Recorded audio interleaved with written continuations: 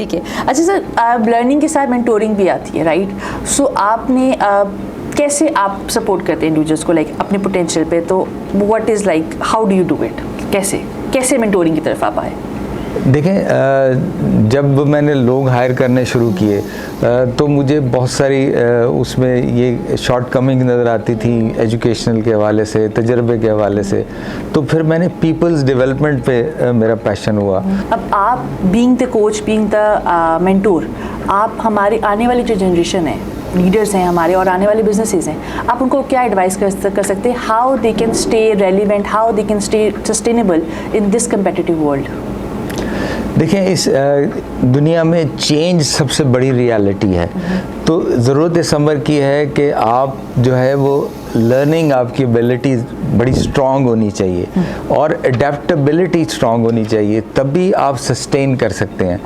New realities emerge होती रहती हैं और नए चैलेंजेस आते रहते हैं। आपको उसके हवाले से चेंज करने की ज़रूरत है और एडेप्टेबल होने की ज़रूरत है। सर मुझे ये बताएं थोड़ा सा कि आप थोड़ा सा अपने कंपनी के बारे में बताएं, ख्वाजा ग्रुप ऑफ इंडस्ट्रीज़ में इसमें कौन कौन से आप लोग सेक्टर्स कवर करते हैं? यू हैव मिनरल, आपके पास केमिकल भी है, आपके पास IT भी है, और इसके अलावा क्या क्या है वो थोड़ा सा हमें बताएं प्लीज़। जी, इसमें हमारे डिफरेंट सेक्टर्स में डिफरेंट कंपनीज़ हैं। उसमें हमारी बड़ी कंपनी जो है ख्वाजा मिनरल इंडस्ट्रीज़, वो बेसिकली मिनरल प्रोसेसिंग में है और हम डिफरेंट मिनरल्स जो है वो माइन करते हैं। सर हमारा भी एक कॉन्सेप्ट है ना कि रिन्यूएबल सोलर एनर्जी हमने करना है। Basically we need to sustainable हमें सोलर एनर्जी चाहिए, राइट? सो मुल्तान के अंदर, since you are from Multan, so Multan के अंदर इस वक्त what is the scenario over there, plus Khwaja industries क्या कर रही है उसके ऊपर? जी, रिन्यूएबल एनर्जी पे हमने बहुत काम किया है। हमें लास्ट ईयर जो है पाकिस्तान कोटिंग एसोसिएशन ने ग्रीन एनर्जी अवार्ड भी दिया है कि हम अब फर्स्ट कंपनी थे अपने सेक्टर में जिन्होंने सोलर जनरेशन के थ्रू ग्रिड की एनर्जी को रिप्लेस किया। Sir Khwaja group of companies का एक बहुत डाइवर्स पोर्टफोलियो है, हमारे बहुत सारी हमारे पास अगर देखा जाए सेक्टर्स हैं जहाँ पे हम काम कर रहे हैं, और आपकी जो जर्नी है उसके ऊपर एक पॉइंट था that you have worked on high performance, right? So high performance को आप बिजनेस कॉन्टेक्स्ट में कैसे लेके चलते हैं? देखें, जब एक तवील तजर्बा मेरा हो गया तो मैंने फ़ील किया कि जो स्मॉल और मीडियम इंटरप्राइजेज़ हैं, स्पेशली फैमिली बिजनेसेस हैं, उनको बहुत सारी नॉलेज नहीं होती, तो उनको वो हाई फाई बंदे भी हायर नहीं कर सकते। तो ज़रूरत मैंने ये फ़ील की कि मुझे अपना रोल चेंज करना चाहिए, तो मैंने एक कंपनी नई सिनर्जी बिजनेस सॉल्यूशंस के नाम से बनाई, जिसमें मैं कंसल्टेंट और एडवाइज़र का रोल अदा करता हूँ।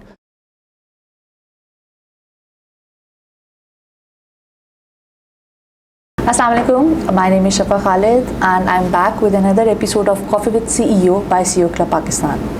Through this podcast, we invite the CEOs, business leaders, entrepreneurs to come and to share their inspiring success stories, their leadership journey and their business insights with us. So आज मेरे साथ एक ऐसी शख्सियत मौजूद हैं जो ना सिर्फ एक successful chemical engineer, CEO, entrepreneur, industrial strategist हैं, बल्कि पाकिस्तान के इंडस्ट्रियल एंड मैन्युफैक्चरिंग सेक्टर जिसमें मिनरल्स, केमिकल्स, रेजन्स, आपके बिजनेस मैनेजमेंट आती है, इन सब में उन्होंने अपनी अनथक मेहनत और विजनरी लीडरशिप के थ्रू उन्होंने एक नुमाया मुकाम हासिल किया है। इल्लामा इकबाल कहते हैं ना कि हज़ारों साल नरगिस अपनी बेरूरी पे रोती रही, बड़ी मुश्किल से होता है चमन में दीदावर पैदा। Our guest today possesses a very multidisciplinary educational background, which means उनके पास engineering भी है, business भी है and legal studies भी है, and that has shaped him and has given him the ability कि जहाँ पे उन्होंने transform किया है businesses को, फैमिली बिजनेसेस आ जाती हैं वहाँ पे, इंडिविजुअल्स को through this coaching, through their trainings as well. उसके साथ साथ ही is an NLP certified NLP master coach and practitioner and an HR professional. And lastly, he is a certified brain-based coach. So please welcome Mr. Khwaja Mohammad Suhail Tufail, Chairman of the Khwaja Group of Industries. Assalamu alaikum, sir. वालेकुम अस्सलाम। क्या हाल है sir आपके? अल्लाह के शुक्र। Sir I tried very best कि मैं आपकी माशाल्लाह इतनी सक्सेस जर्नी को एक छोटे से एक कूजे में कैद कर सकूं, but will start this conversation with कि हमें ब्रीफली बताएं about your self and plus how has your business leadership and executive coaching has transformed your life basically. Thank you for inviting me. इसको अगर स्टार्ट करूं तो first मेरा passion जो है वो इंजीनियरिंग के हवाले से था। तो ओरिजिनली मैं जो है वो टीचिंग में जाना चाहता था, केमिकल इंजीनियरिंग की मैंने कराची से, और लेकिन क्योंकि फैमिली जो है वो बिज़नेस में थी तो पेरेंट्स का ये था कि आप बिज़नेस में आओ। सो मैंने कोई जॉब नहीं की। I started off with my own paint manufacturing company, और उसमें मैंने जो अपना केमिकल इंजीनियरिंग में सीखा था वो सब कुछ अप्लाई किया। और फिर जो मेरी सारी एजुकेशन है बाद में वो प्रैक्टिकल लाइफ के करते हुए है, यानी मैं बिज़नेस भी कर रहा था और पढ़ भी रहा था। MBA भी मैंने बिज़नेस करते हुए किया और लॉ भी मैंने बिज़नेस करते हुए किया, और जो ऑलमोस्ट 150 के करीब मेरे डिफरेंट कोर्सेज हैं वो सारे बिज़नेस के साथ साथ किए। तो लर्निंग मेरा पैशन है, तो उस पैशन के लिए अब भी मैं एट दिस एज मैं जो है वो लास्ट संडे लम्प्स में था, AI पे एक कोर्स कर रहा था। अगले वीक में फिर मैं जो है वो AI गवर्नेंस पे एक कोर्स कर रहा हूँ लम्प्स में।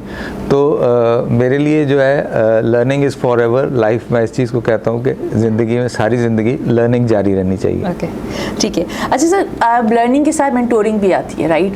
सो आपने कैसे आप सपोर्ट करते हैं इंडिविजुअल्स को लाइक अपने पोटेंशियल पे? तो what is like how do you do it? कैसे मेंटोरिंग की तरफ आप आए?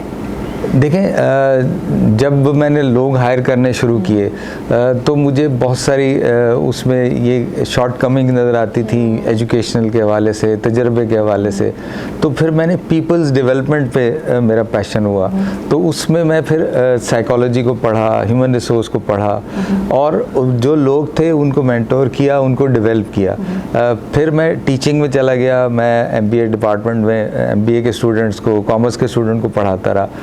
फिर स्टार्टअप्स के साथ भी मैंने बहुत सारी वर्किंग की, प्लान 9 के साथ। उसमें बहुत सारे जो स्टार्टअप्स हैं उनकी मेंटोरिंग की, उनकी कोचिंग की, उनके जो प्लान्स हैं उनको रिफ़ाइन किया, उनकी हैंड होल्डिंग की। तो इट्स अ लॉन्ग जर्नी। उसमें बहुत सारे नशेब फराज आते रहे, नई लर्निंग्स होती रहीं और आगे से आगे चलते रहे माशाल्लाह। Sir, Khwaja group of industries अभी हमने कहा है कि 4th जनरेशन बिजनेस है। इसी के ऊपर मैं आपसे पूछूंगी कि ये तो बन गया, राइट? अब आप being the coach, being the mentor, आप हमारी आने वाली जो जनरेशन है, लीडर्स हैं हमारे और आने वाले बिजनेसेस हैं, आप उनको क्या एडवाइस कर सकते हैं? How they can stay relevant, how they can stay sustainable in this competitive world? देखें, इस दुनिया में चेंज सबसे बड़ी रियलिटी है। तो ज़रूरत इस अमर की है कि आप जो है वो लर्निंग, आपकी एबिलिटी बड़ी स्ट्रॉन्ग होनी चाहिए और एडेप्टेबिलिटी स्ट्रॉन्ग होनी चाहिए, तभी आप सस्टेन कर सकते हैं। न्यू रियलिटीज़ इमर्ज होती रहती हैं और नए चैलेंजेस आते रहते हैं। आपको उसके हवाले से चेंज करने की ज़रूरत है और एडेप्टेबल होने की ज़रूरत है, और जो आपके ह्यूमन स्किल्स हैं उनको स्ट्रॉन्ग करने की ज़रूरत है। Technology is no doubt good, but जो आपके ह्यूमन स्किल्स हैं, आपकी पर्सनल स्किल्स हैं, आपकी कम्युनिकेशन है, आपकी नेगोशिएशन है, आपकी मेंटल कैपेसिटीज़ है, उनको डेवलप करने की ज़रूरत है। तो इसी तरह आप ग्रो कर सकते हैं, इसी तरह आप लीडिंग पोजीशन में आ सकते हैं। अच्छा सर, मुझे ये बताएं थोड़ा सा कि आप थोड़ा सा अपने कंपनी के बारे में बताएं। ख्वाजा ग्रुप ऑफ इंडस्ट्रीज़ में इसमें कौन कौन से आप लोग सेक्टर्स कवर करते हैं? यू हैव मिनरल, आपके पास केमिकल भी है, आपके पास IT भी है, और इसके अलावा क्या क्या है वो थोड़ा सा हमें बताएं प्लीज़। जी, इसमें हमारे डिफरेंट सेक्टर्स में डिफरेंट कंपनीज़ हैं। उसमें हमारी बड़ी कंपनी जो है ख्वाजा मिनरल इंडस्ट्रीज़, वो बेसिकली मिनरल प्रोसेसिंग में है, और हम डिफरेंट मिनरल्स जो है वो माइन करते हैं और उनको फिर सॉर्ट करके, क्लासिफाई करके प्रोसेस करते हैं डिफरेंट इंडस्ट्रीज़ के लिए। और इसमें कैल्शियम कार्बोनेट भी है, इसमें टैल्क भी है, इसमें और बहुत सारे मिनरल्स भी हैं, और इसमें लोकल हमारी सेल भी है और कुछ पोर्शन पोर्शन हम एक्सपोर्ट भी कर रहे हैं। और हमारी दूसरी कंपनीज जो हैं वो आईटी में हैं। आईटी में हम डिफरेंट सर्विसेज दे रहे हैं और उसमें एसईओ है, ऐप डेवलपमेंट है और कंटेंट क्रिएशन है और डिजिटल मार्केटिंग है। ये सारी हम ब्रांडिंग की सर्विसेज भी दे रहे हैं एक कंपनी में। और फिर हमारी एक ख्वाजा इंडस्ट्रियल क्लेज है, वो स्पेसिफिकली इंडस्ट्रियल क्लेज की डेवलपमेंट, उन पे रिसर्च और उनकी जो है प्रोसेसिंग के लिए हम उस पर वर्क कर रहे हैं। अच्छा सर, हमारा भी एक कॉन्सेप्ट है ना कि रिन्यूएबल सोलर एनर्जी हमने करना है। Basically we need to sustainable हमें सोलर एनर्जी चाहिए, राइट? सो मुल्तान के अंदर, since you are from Multan, so Multan के अंदर इस वक्त what is the scenario over there, plus Khwaja industries क्या कर रही है उसके ऊपर? जी, रिन्यूएबल एनर्जी पे हमने बहुत काम किया है। हमें लास्ट ईयर जो है पाकिस्तान कोटिंग एसोसिएशन ने ग्रीन एनर्जी अवार्ड भी दिया है कि हम अब फर्स्ट कंपनी थे अपने सेक्टर में जिन्होंने सोलर जनरेशन के थ्रू ग्रिड की एनर्जी को रिप्लेस किया है। अल्हम्दुलिल्लाह अब हमारे पास 1 मेगावाट जो है वो सोलर एनर्जी जनरेशन है for our industry.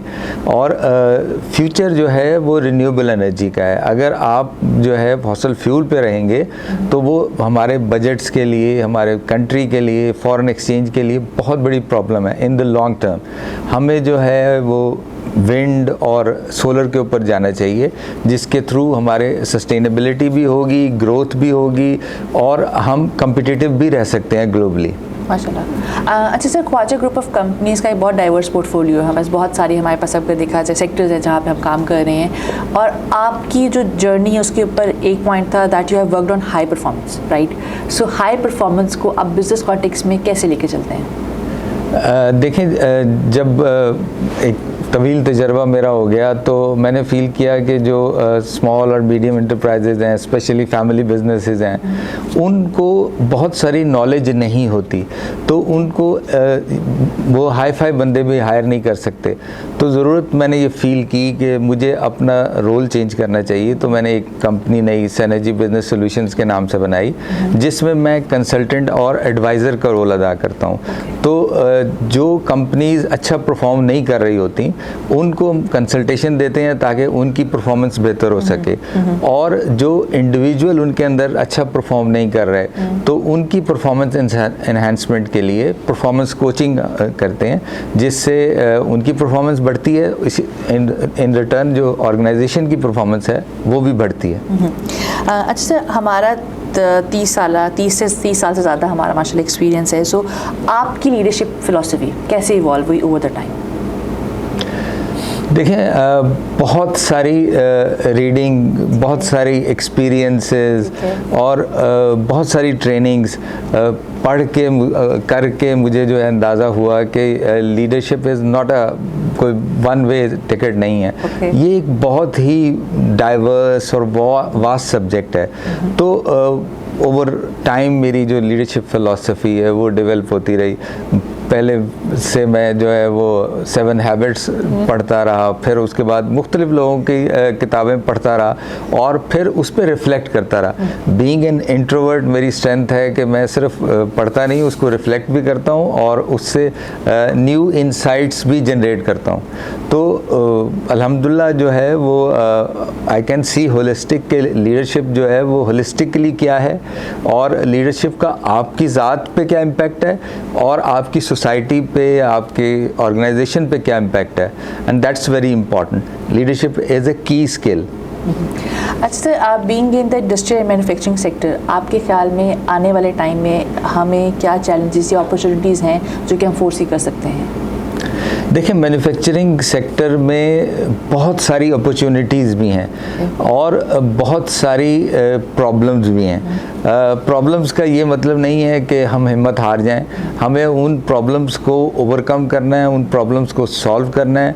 Manufacturing sector में हमें डेवलपमेंट की ज़रूरत है, हमें एक्सपोर्ट बेस्ड इंडस्ट्री भी लगानी है और इंपोर्ट सब्स्टिट्यूशन की इंडस्ट्री भी लगानी है, क्योंकि टेक्सटाइल हमारी सबसे बड़ी एक्सपोर्ट है, लेकिन उसके 30% 90% के करीब इंग्रेडिएंट्स तो हम बाहर से मंगा रहे हैं। इवन ये कि हम कपास भी बाहर से मंगा रहे हैं, कॉटन रिच कंट्री होके, एग्रीकल्चर कंट्री होके, क्योंकि हमने एक अच्छा बीज नहीं डेवलप किया, हमने फार्मर की तरबियत नहीं की, हमारे रिसर्च इंस्टीट्यूशन नहीं है, तो कॉटन भी हमें इंपोर्ट करना पड़ रही है। तो इस वजह से हम कम्पिटिटिव नहीं रहे ग्लोबल मार्केट में, और हमारी एक्सपोर्ट या कम हो रही है या बिल्कुल मार्जिनल तरीके से बढ़ रही है। तो ज़रूरत इस समर की है कि हम मैन्युफैक्चरिंग में रिसर्च करें, मैन्युफैक्चरिंग यूनिट्स नए लगाएं और ऐसे यूनिट्स लगाएं जो हाई वैल्यू एडेड हों। अच्छा सर, कोई ऐसा फैसला आपका जिसने आपको ट्रांसफॉर्म किया हो, आपकी पूरी करियर को, पूरी लीडरशिप जर्नी को, कोई ऐसा फैसला जो आपको याद हो? सबसे पहला फ़ैसला तो ये था कि आई वॉज रजिस्टिंग कि मैंने तो जो है वो प्रोफेसर बनना है, बिज़नेस नहीं करना। तो लेकिन वालिद साहब ने कहा नहीं, तुम जो है, उस वक्त प्रोफेसर्स की तनख्वाह भी इतनी नहीं होती थी, तुम अपने भाइयों से पैसे मांग रहे होगे, तुम कोई फाइनेंशियली फ्लुएंट नहीं होगे। तो खैर मैंने उनकी बात मान ली, बिज़नेस में आ गया, तो आई वॉज नॉट हैप्पी। अच्छा। तो काफ़ी अच्छा मुझे लगा उसको ओवरकम करने में। फिर मुझे अंदाज़ा हुआ कि जो वैल्यू मैं ऐड कर सकता हूँ यहाँ पे, वो वैल्यू शायद मैं वहाँ एज ए प्रोफेसर ना ऐड कर सकता। जो लोग मेरे साथ इन कांटेक्ट होते हैं, मेरे सप्लायर्स, मेरे कस्टमर्स, मेरे एम्प्लॉयज़, तो उनकी ट्रांसफॉर्मेशन की कोशिश मैं करता हूँ, जिसकी वजह से आई हैव इनर सेटिस्फेक्शन कि मैं जो है वो कोई ऐसी चीज़ कर रहा हूँ जो मेरी ज़ात से बाला है और मेरे पर्सनल इंटरेस्ट से आगे है। अच्छा सर, ट्रांसफॉर्मेशन पे मैं आपने भी जिक्र किया, तो how do you transform a company, how do you transform a person? आपकी क्या वो पॉइंट्स होते हैं, क्या वो टेक्टिक्स होते हैं जिस पे यू फोरसी, और आप कहते हो कि अच्छा हाँ, this in this way I can do that, मतलब ना? देखिए, पर्सनल ट्रांसफॉर्मेशन के लिए सबसे पहला पाथ तो होता है self discovery. Majority of people को यही नहीं पता होता कि मैं क्या हूँ, मैं कौन हूँ, जब तक उनको अपनी अवेयरनेस नहीं होगी। हज़रत अली का कॉल है कि जिसने अपने आप को पहचान लिया, उसने अपने रब को पहचान लिया। तो 90% लोग तो अपने आप को ही नहीं पहचानते, तो अपने रब को कैसे पहचानेंगे? तो हमारे अंदर इनॉर्मस पोटेंशियल मौजूद है। ज़रूरत इस अमर की है कि हम अब उस पोटेंशियल को आइडेंटिफाई करें और फिर उसको डेवलप करें। जो हमारी स्ट्रेंथ्स हैं उनको डेवलप करें। इस तरह हम, हर आदमी यूनिक है और उसके अंदर जो एबिलिटीज़ हैं, जैसे हमारे फिंगरप्रिंट्स नहीं मिलते, इस तरह से हमारी पर्सनालिटीज़ और हमारे बिहेवियर्स नहीं मिलते। हम मुख्तलिफ हैं और हमें जो है वो एग्री करना चाहिए कि हम डिसएग्री कर सकते हैं, तभी हम एक टीम की तरह चल सकते हैं। एग्री करना चाहिए ताकि डिसएग्री कर सके, ये मेरा टेक अवे होगा। अच्छा सर, बीइंग द चेयरमैन, और माशाल्लाह आप इतना ज़्यादा लर्निंग का आपको बड़ा शौक है और इतनी आप माशाल्लाह कंपनीज़ को लेके चल रहे हैं, सो वर्क लाइफ बैलेंस आप कैसे मेंटेन करते हैं फिर, या नहीं होता, या हो जाता है? कोशिश करनी पड़ती है। मुश्किल होता है, सर्टेनली मुश्किल होता है, क्योंकि मैं मल्टीटास्किंग करता हूँ, बहुत सारा ट्रैवल भी करता हूँ, तो कई दफ़ा फैमिली जो है वो शिकायत करती है कि हमें आप जो है वो क्वालिटी टाइम नहीं देते। तो कोशिश करता हूँ कि बच्चों को भी क्वालिटी टाइम दें। अल्हम्दुलिल्लाह मेरे 2 नवासे भी हैं, एक पोती भी है, तो कोशिश करता हूँ कि बच्चों के साथ इंटरेक्शन और उनको क्वालिटी टाइम दूँ, बेटी को क्वालिटी टाइम दूँ, बेटों को क्वालिटी टाइम दूँ। सर्टेनली जो है वर्क लाइफ बैलेंस एक मुश्किल है। जब आप बहुत सारा काम कर रहे होते हैं, जब आप एम्बिशियस होते हैं, जब आप वर्कहॉलिक होते हैं, तो बिल्कुल इसको जो है कोशिश करके आपको करना पड़ता है। मैं इसी पे सर क्वेश्चन करूँगी, ये वाला कि हाई परफॉर्मेंस और वर्क लाइफ बैलेंस ये को एग्जिस्ट करते हैं या फिर हमें ट्रेड ऑफ करना पड़ता है? हमें अगर काम अच्छा करना है तो हमें घर वालों को खुदाफिज कहना पड़ेगा, घर वालों की तरफ जाए तो काम पे होगा, तो इसको हम कैसे एक बैलेंस कैसे करें इस चीज़ को? देखें, ये एक मिथ है कि जी अब हाई परफॉर्मेंस होंगे तो जो है घर इग्नोर हो जाएगा, आपकी सेल्फ इग्नोर हो जाएगी। नहीं, आपको उसको बैलेंस करना है, और आपके सबके पास 24 आवर्स ही हैं, किसी के पास 25th आवर नहीं है। तो आपने अपनी प्रायोरिटीज़ को तय करना है कि क्या चीज़ मेरे लिए अहम है, वो अहम चीज़ पहले करें। और बहुत सारी चीज़ें जो गैर अहम होती हैं कि सोशल मीडिया पे 2 घंटे लगा रहे हैं तो उसको 10 मिनट पे भी आप ला सकते हैं, और बहुत सारे काम आप AI की मदद से बड़ी इजीली कर सकते हैं, आपका टाइम बच सकता है। वो क्वालिटी टाइम बच्चों को दें, वो क्वालिटी टाइम फैमिली को दें, वो अपने आप को दें। सबसे बड़ी बात है कि हम अपने आप को ही टाइम नहीं देते। तो बाज़ औक़ात शीशे में देख रहे होते हैं तो भाई ये कौन है, आपसे तो मुलाकात ही नहीं हुई कभी। तो अपने आप से ही मुलाकात वर्षों हो जाती है। तो ज़रूरत है समर की है कि हम अपने आप को भी क्वालिटी टाइम दें, अपने बच्चों को, फैमिली को भी क्वालिटी टाइम दें। अच्छा सर, 3 ऐसी कौन सी खसूसियात हैं जो विच यू थिंक एक CEO में होनी चाहिए? देखिए, सबसे मेरे नज़रिए के मुताबिक सबसे बुनियादी जो खसूसियत है वो लर्नेबिलिटी है, कि उसके अंदर लर्नेबिलिटी होनी चाहिए।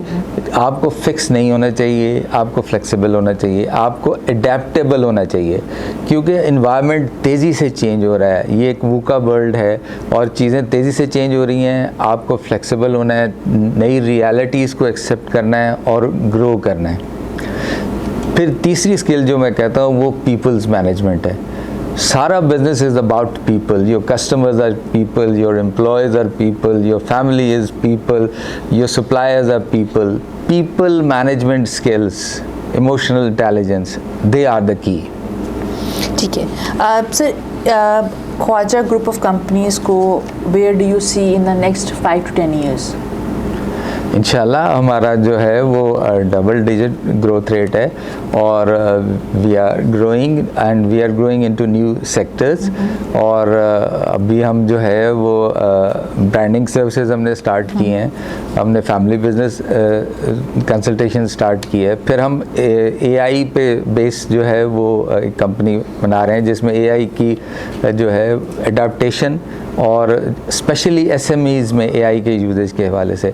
तो मैं बहुत ताबनाक मुस्तकबिल देख रहा हूँ। इंशाल्लाह अल्लाह ताला करम करेगा एंड वी विल ग्रो। अच्छा सर, आपने भी इमोशनल इंटेलिजेंस का जिक्र किया कि एक CEO में इमोशनल इंटेलिजेंस होना बहुत ज़्यादा ज़रूरी है। सो आप और प्लस आपने you are the NLP coach as well. So मुझे बताएं कि साइकोलॉजी और emotional intelligence, does it play a effective role in leadership? Very effective role, बहुत इम्पॉर्टेंट की है। आप लॉजिकली तो बड़े अच्छे डिसीजंस कर लेते हैं, लेकिन उन लॉजिकल डिसीजंस के पीछे जो आपके इमोशंस वर्क कर रहे होते हैं उनको आप आइडेंटिफाई नहीं कर पाते, जिसकी वजह से पता चलता है in the long run the decisions were not good.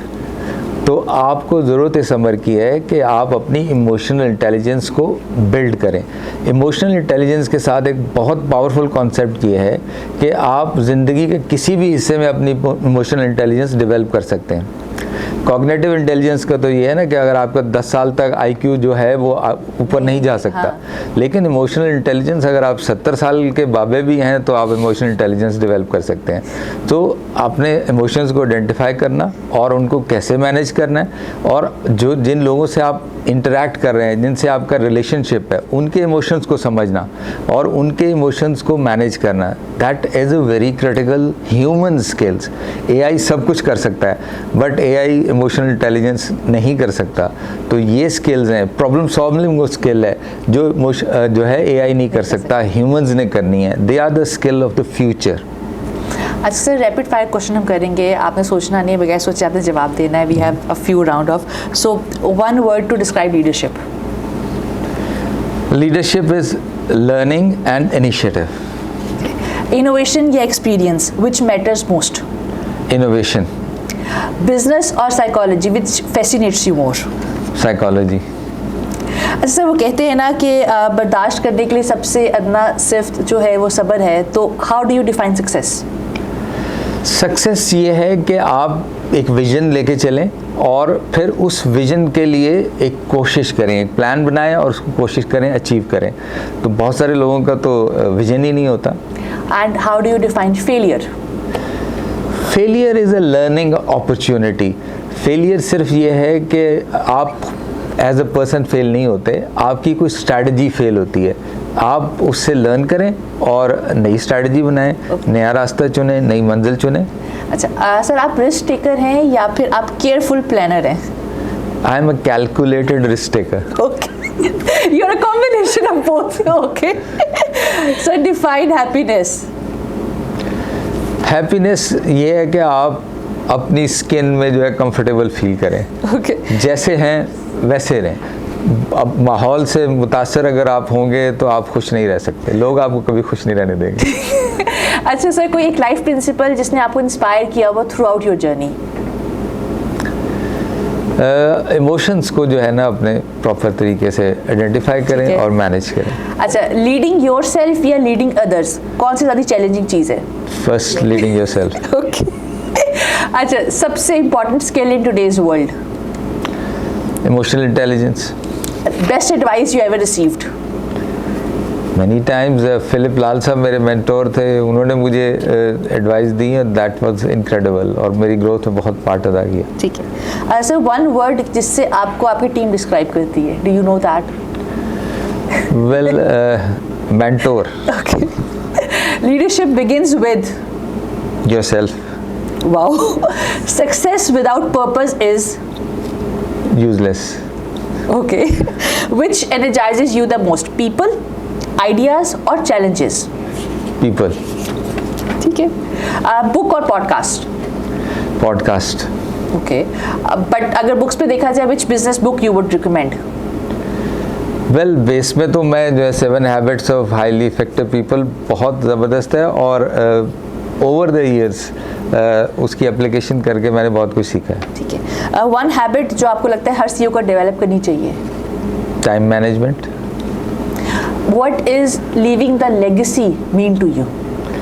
Living the legacy मेरे लिए मतलब ये है कि मैं कुछ ऐसे अफराद छोड़ के जाऊँ कि उनको ऐसे स्किल्स सिखाऊँ कि वो खुद डेवलप हो सकें, यानी सेल्फ पे चले जाएं और ख़ुद से डेवलप हो सकें, किसी मेंटोर की ज़रूरत ना पड़े, वो अपने मेंटोर खुद बन जाएं और उनका एक विजन डेवलप हो जाए। स्टूडेंट्स के साथ भी यही इंटरेक्शन होती है, एम्प्लॉयज़ के साथ भी यही होती है।